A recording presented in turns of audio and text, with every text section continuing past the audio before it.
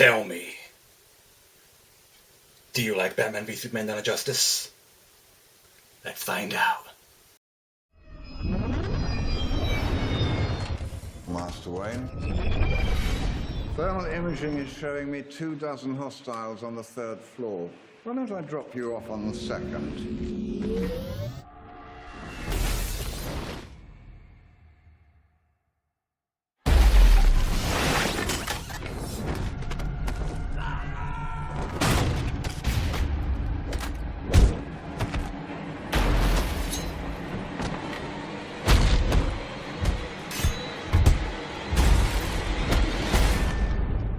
Getting slow in my old age, Alfred. Even you got too old to die young, not for lack of trying.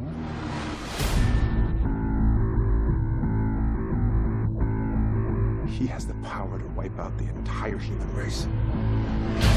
If we believe there's even a 1% chance that he is our enemy, we have to take it as an absolute certainty. The greatest gladiator match in the history of the world. God versus man. Day versus night. You're psychotic. That is a 3-syllable word for any thought too big for little minds.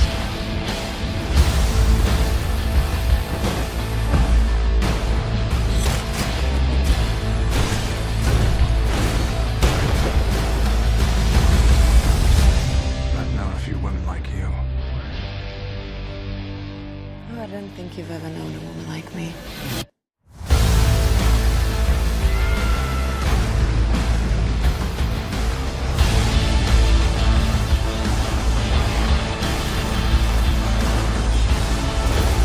You know the oldest lie in America is that power can be innocent.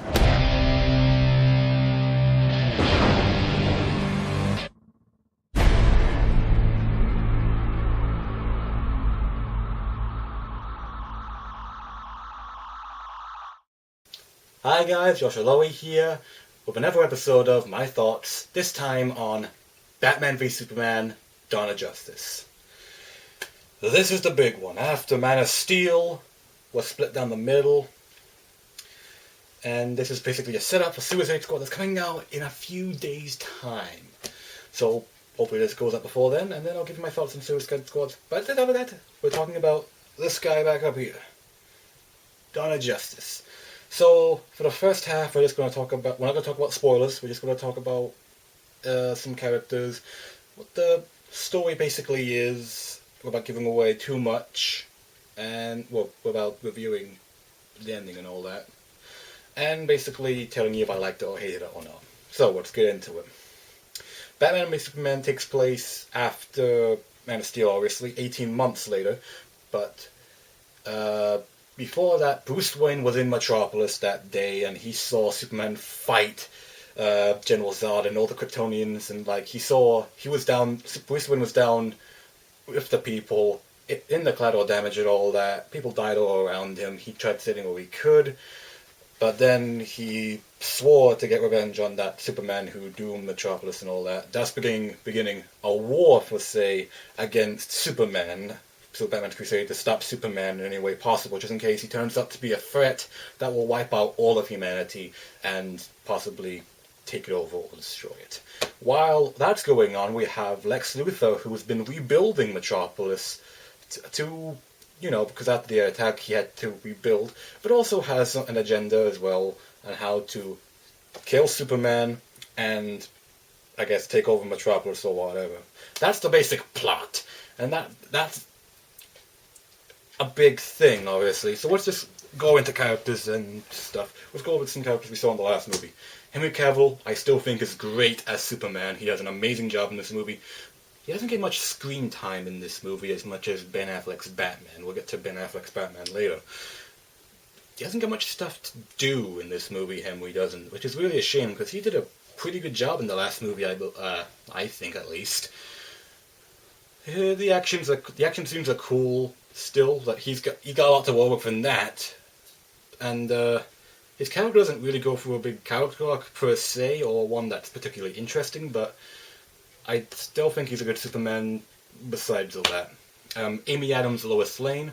Still great, I think, as Lois Lane. Not the best, as I said before, but she's still pretty good.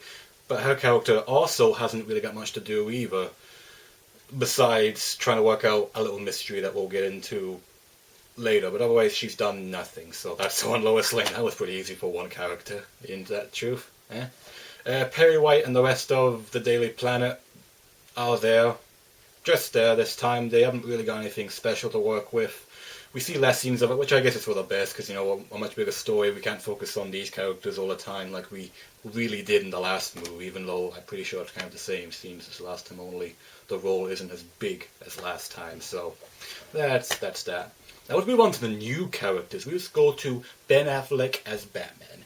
Holy shit, he was a good Batman. Probably right up there with Michael Keaton, Christian Bale, Adam West, I guess, Kevin Conroy, and that new guy for the New 52 Justice League and Batman movies. He is good in this movie. I mean, really good. He acts well, even though people were worried as well. Like, oh, that's not Batman, it's Daredevil. But you're like, we'll see what it is. I mean, I wasn't sketchy. I was like, whatever. It's Ben Affleck's being Batman. Whatever. I don't care. Because I haven't seen the pictures. Like, oh, Ben Affleck's playing Batman. All right. Then photographs started to appear on the whole internet, and the images were pretty cool for Ben Affleck in the Batman costume. It's basically just the Dark Knight Returns outfit from that story, which is a great story. I haven't really read it, but I have seen clips of it, and I basically know the gist of the story. But this movie's had the Dark Knight Returns, by the way, so don't worry about it. But no, Ben Affleck's pretty cool. Can't wait to see what he's going to do in Suicide Squad. But in this movie, he does cool stuff. This is more like a Batman movie than a Superman movie. Even though it has both of them like a Batman and Superman movie where they have starring roles, Batman, I think, had more stuff to do in this movie than Superman did. He actually had, like, missions, like, he had the mystery to solve, like, I forget the name of it, I forget the name of what he's actually trying to do, what he's trying to find out about. It's like him being a detective and all that, even though we haven't seen him really do much detective. The bat suit looks amazing on him. Both of them. The regular one and the Dark Knight Returns outfit, which I'm just going to call the Dark Knight Returns outfit, because that's what it basically is. And I love his interactions with Alfred and Wonder Woman, and that's about it. Now, segueing, since I mentioned Alfred, let's talk about Alfred. Jeremy Irons as Alfred is he does great. He's a good Alfred. He's a good Alfred. That's all I can say, because I just want to see more stuff from him, because you know how we have Alfred doing cool stuff, like in Batman Bad Blood or Batman vs. Robin, where he's actually out there, well, not out there, but he's helping Batman in more ways than just like, oh, well, I can't blink, here, Master Wayne, I'm on it, yes, you have to go here, here, here. He actually was in the action in those movies, so I mean, obviously I'm not sure we'll actually see that in this universe, but I'd really like to see Jeremy Irons' Alfred helping Batman in more ways, like in a physical way, because in the comic books, Alfred was like once a super spy or whatever. And especially Batman Earth 1, he's a badass in that as well. He's like an old soldier or whatever from England. And he's like old war friends with Thomas Wayne. And he comes and help out, train Bruce to be Batman and all that. Because it's a whole new universe for Earth 1. But in this one, he's still cool. Jeremy Irons has a good portrayal of Alfred. All I can say on that. Wonder Woman. Gal Gadot's Wonder Woman. And also, if you're going to say I pronounced that wrong, I don't think I did, because I've heard many people call her Gal Gadot, so it's not Gal Gadot or whatever. I'm going to say it's Gal Gadot, but whatever. When I say Gal Gadot, just imagine I say Gal Gadot or whatever. But anyway, on to the important thing. Her as Wonder Woman. It's a pretty good portrayal, considering Wonder Woman hasn't really been in live action a lot. I mean, she has with the Linda Carter Wonder Woman TV series, but other than that, she's not been in movies or another new TV show. She was, but that one got cancelled. So, this is really the second appearance of her in live action. And she does a pretty good job in this movie. And the Wonder Woman movie, I hope is going to be very good as well. So we can see more of her character and all that. Just she's more or less an extended cameo, more or less. Just helping out, because she's appearing in some scenes, like interacting with Bruce Wayne and talking to him for a bit. Then, like, going on the hard drive that has her on it from, like, World War One, and, like, seeing the other Justice League members, like Flash, Aquaman, Cyborg, and yeah, that's about it. By the way, if you're going to say that's a spoiler, it's not. You knew they were going to be in it. You knew Cyborg was going to be in it. You knew Aquaman was going to be in it. You knew Flash was going to be in it. You know all those characters were going to be in it. So, not a spoiler, because they were in the movie anyway. I can't say much about their characters, because we haven't really seen them that much. The only one from the Justice League we actually have seen is Superman, Batman, Wonder Woman. But no, Gal Gadot's Wonder Woman is a pretty good Wonder Woman. Does a good job. I think that does that for the heroes. Now let's go on to the villains. Lex Luthor, played by Jesse Eisenberg. Oh, I had no idea how much people did not like this portrayal of Lex Luthor. Like, at all. And I can understand that. I mean, it's an interesting take on Lex Luthor, I think. Or Lex Luthor Jr., but come on, essentially it's Lex Luthor, because really the father is Alexander Luthor. This is Lex Luthor, okay? This is just Lex Luthor not being Lex Luthor. I hope he gets better, because he's more or less... People describe Jesse Eisenberg's portrayal as Lex Luthor as being Jim Carrey, or being not being Lex Luthor, but being like Joker. Before Joker actually makes his film debut in this extended universe, believe it or not. So, Jesse Eisenberg, it's not a good job, no. But I am holding out faith that he will get better, which is like, what? But come on, we have to hold out faith somehow. Because, come on, Lex Luthor has to become Lex Luthor at some point. I'm going to say, he didn't become Lex Luthor yet, that's him being an arrogant brat and all that. He's gonna grow into the character that we all know, which I know sucks because we really wanted to see him in this movie, but what can you do, right? And Doomsday. You saw him in the trailers. You didn't know that was Doomsday. Slight spoiler. So General Zod becomes Doomsday, thanks to Lex Luthor. Who I like to call, General Doomsday. Why? Because it's basically Zod again. We have General Zod back, only he's more monstrous, and he's Doomsday apparently. With that being said, the Doomsday design isn't awful per se. I mean, it is, but it's not as bad as people make it out to be. Because Doomsday, when you get down to it, is basically just a blunt instrument with no character to him, who literally, in the comic books, came out of nowhere, beat the shit out of the Justice League, and killed Superman. That's all he was made for. In the comic books, he was made just to kill Superman. There was no character, nothing there, so really, he's a terrible character, but he's not even a character because, but then Doomsday eventually, I guess, got character and became popular and more awesome, I guess. That's why people are taking a bit of offense to this, because that doesn't look like Doomsday. It looks like a cave troll mixed in with the Ninja Turtles from the new Ninja Turtles movie. So, yeah. But he's just there for a fight anyway, so really I don't consider it a big thing, even though it's a disappointment that that's our Doomsday. Very early. And not introduced in Justice League or whatever. But what can you do, really? What can you do? He's just there for a fight. It's basically like a Darth Maul situation. He's only there for the heroes to fight at the end. That's all he's there for. Because you don't see him in the middle of the movie. You don't see him in those things. How else are Batman and Superman supposed to team up? And that about does it for characters and all that.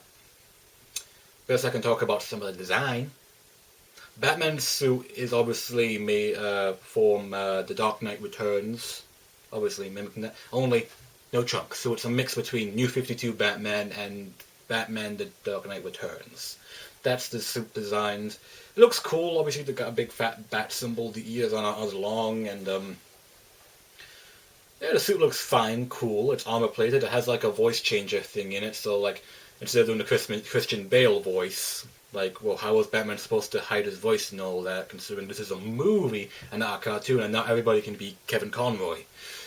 So I think the voice box for his bat suit actually is kind of cool. Really cool, in fact, so I like that addition. His Dark Knight Fuck You Superman suit looks pretty cool. It actually is the first time we actually see Batman with like white eyes from the comic books. And the suit is just badass all the way. I mean, take a look at that picture and tell me that that doesn't scream badass. Or bat-ass. Yeah, see what I did there? Okay, sorry. The Batmobile, awesome vehicle. It's definitely like an actual car mixed in with an actual... It's basically the first time since '89, I think, that we actually get the proper Batmobile, and not like a big fucking tank that we got in like Batman Begins and Batman The Dark Knight. Or just The Dark Knight. Granted, I actually like the Tumbler. It's a good vehicle, but it's not the Batmobile. The Batmobile is not in those movies. This is the first time in ages that we actually see the Batmobile return in live action. That's cool. The Batwing, I guess is what I'm going to call it, because that's what it freaking looks like to me, and that's what I'm familiar with. The Batwing is cool. Yeah, not much to say on that, but it's the first time we've ever seen the Batwing ever since '89 as well, so that's all cool. Thing about does it, because that the design's just for Batman. Nothing really much to say, so we'll get into spoilers. I'm going to give you a couple of seconds to go now, so boom, here we go. Basically, what to talk about in this movie. What to talk about in this freaking movie. Well, I don't want to jump straight to the ending because that's too easy, so let's try and talk about Lois Lane's mystery thing. Okay, so she was in a situation in another country. Superman came in and saved her. Then she found this bullet, and she's like, it's a big mystery. Like, where's this bullet come from? So that's basically her whole story arc in the movie. She's trying to figure out where the bullet came from and who it belongs to. And then, of course, it belongs to LexCorp. So that's her crusade over. And that's basically all that Lois does in the movie. She's just trying to figure out where the fuck does this bullet come from. Oh, it's from LexCorp. Oh, I'm going to prove he's a bad guy, even though I'm pretty sure he's a bad guy. Because Lex Luthor in this movie is proven to be kind of an unstable, very socially awkward character in this movie. It's not Lex Luthor, because Lex Luthor in the comic books is suave, manipulative, and bold. Now granted, Lex Luthor does become bold at the end of this movie, but that's at the end for a very stupid reason, I think. He creates Doomsday. He turns General Zod into General Doomsday.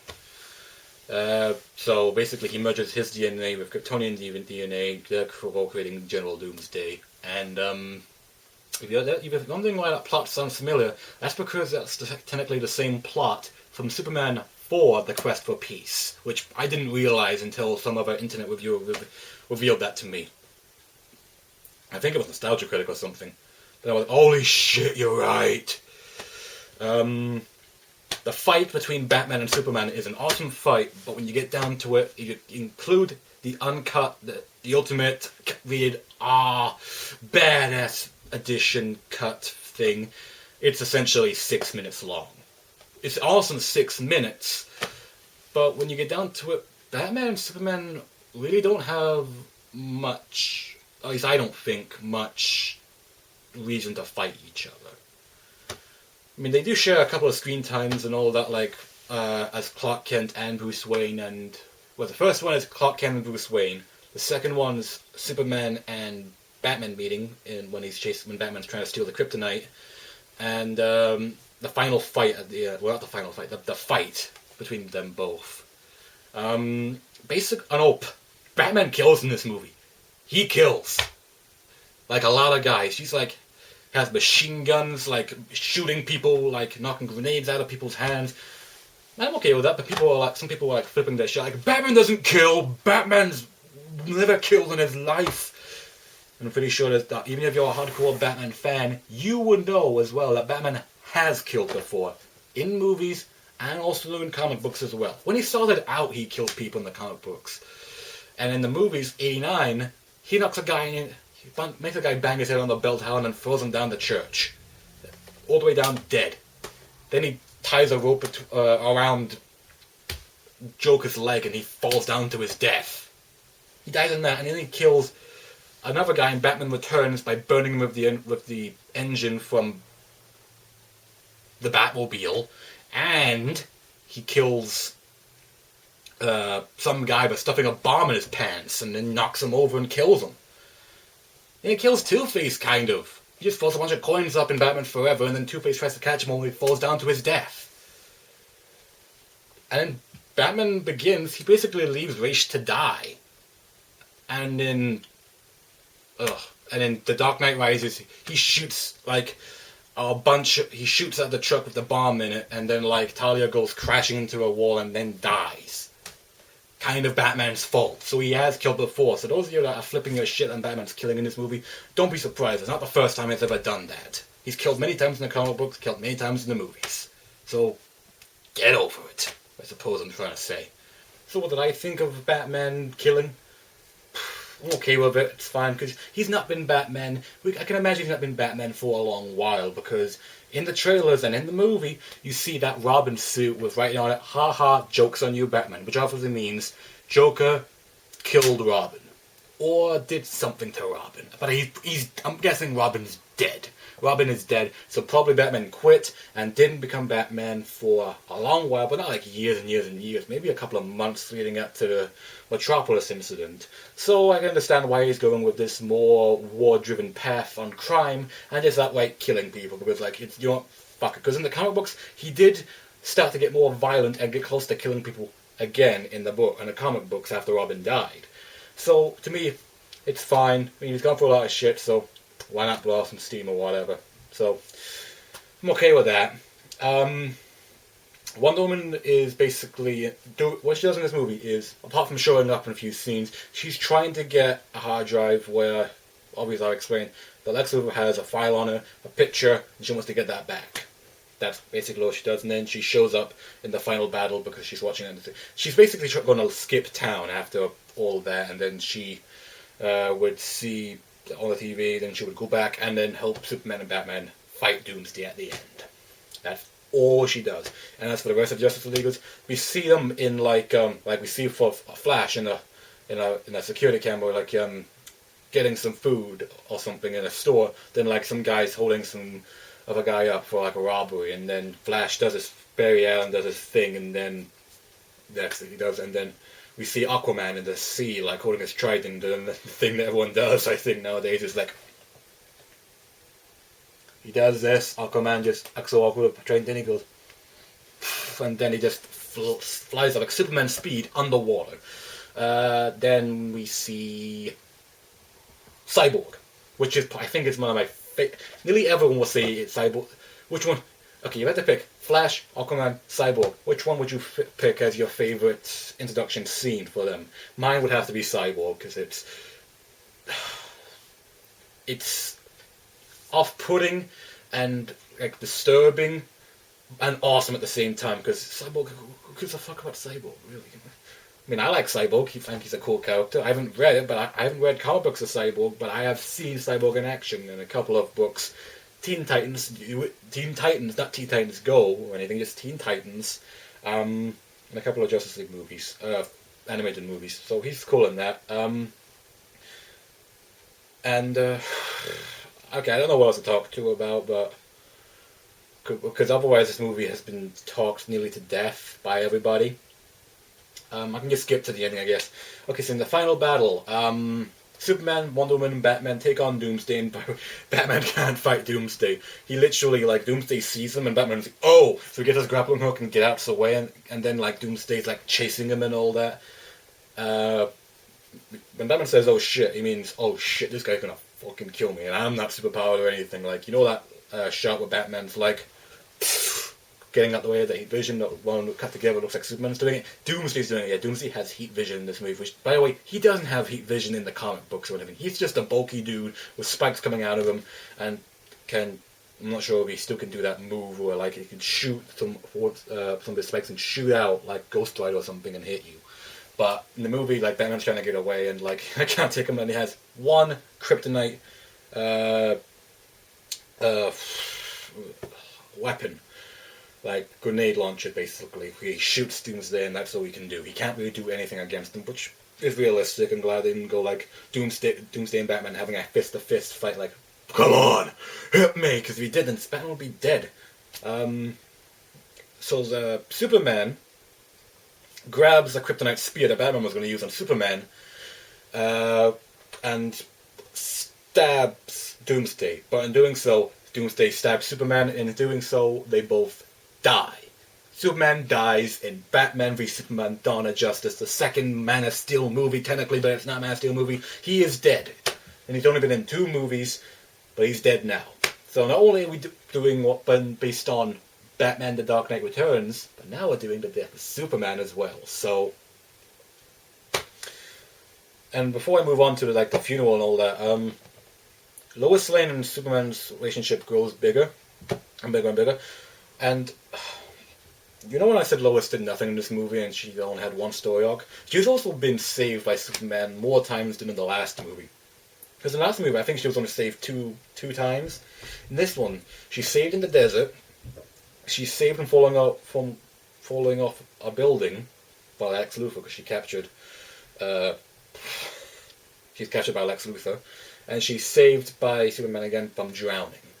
I think she's saved. Okay, then that's not as bad. Then I don't think, because it's about the same. But she has nothing about being saved.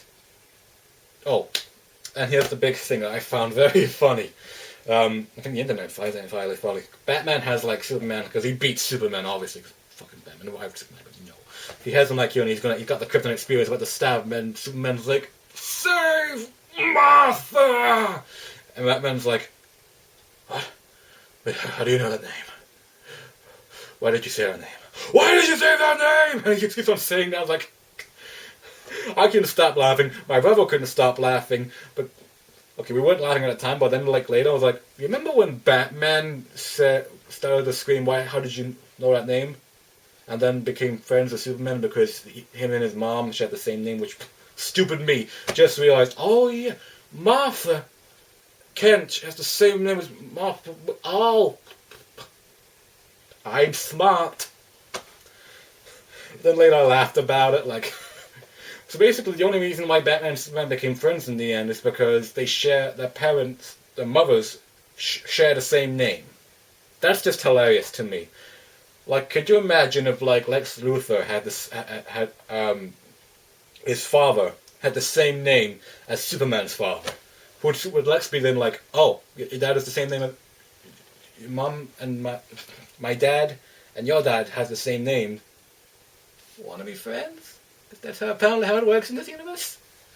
Cheery. I don't know. I don't know what I in. So yeah, that's what Lois does, and that's what happens when Batman and Superman team up. Then the funeral scene and like set up of Justice League and all that. After setting up Darkseid coming, because we see like a nightmare vision for Batman. Like he's in the, I guess it's like in the future or whatever, or. I'm guessing it's the future, or maybe it's just a vision, but I hope it's the future, and like that's what Batman is doing. But if it's a dream sequence, fine, it's still cool. Like Darkseid has like, I'm guessing, took over Earth, because we see like the Omega symbol like in the ground where Batman's looking out when he's seeing transport come over. And then like, I don't want to ruin too much about that. I want you guys to see it for yourself, but if you have seen it for yourself, you know what I mean. That's a badass scene in its own right. Batman's killing folk with his pistol, he's using other guns and all that, he's killing a bunch of soldiers, and like parademons come up flying from the sky. And plus Superman's in the scene as well. And I will spoil. Superman basically is evil. And kills Batman in that dream. Or future, I don't know. Then Flash shows up from the future and is like, Bruce, you gotta listen to me! Lois is the key! Lois is the key, you were right about him all along! You were right about him! Am I too early? Fuck! I'm too early. Ah, find us, Bruce. Ah, dream sequence over.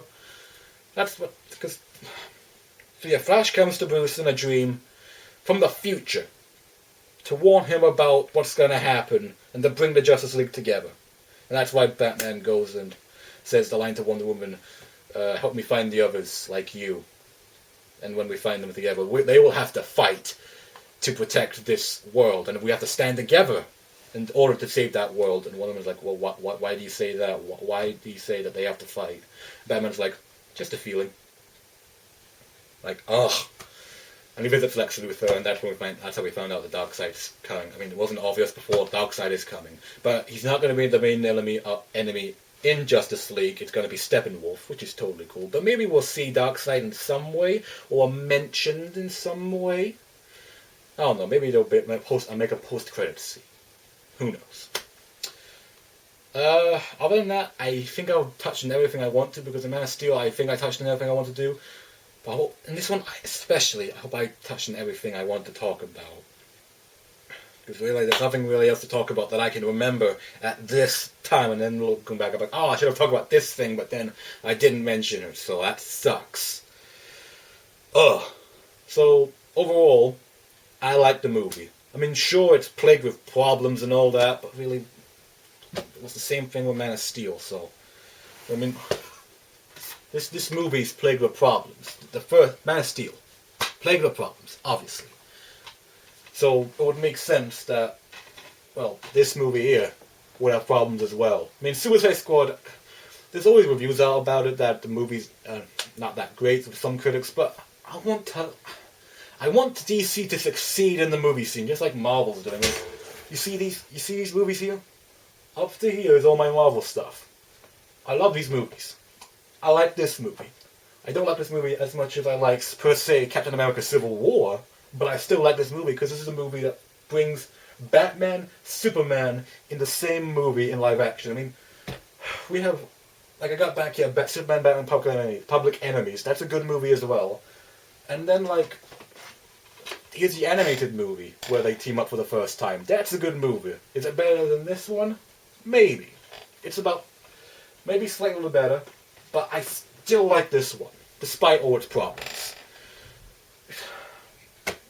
What else can be said about it, really? I mean, it's not the uncut edition, it's the regular edition, but you know what, fuck it. I'll get the uncut edition version whenever. It's still a good copy, it's still a good one. It's what I saw in the theater. I like the movie.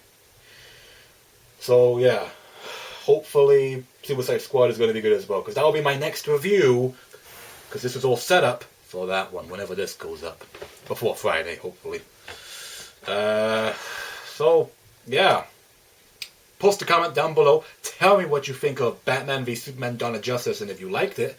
And if you want me to put my thoughts on anything else, let me know down below as well. Leave a like, and of course, subscribe to me. I'm Joshua Laurie. Good day, and good night. Take care.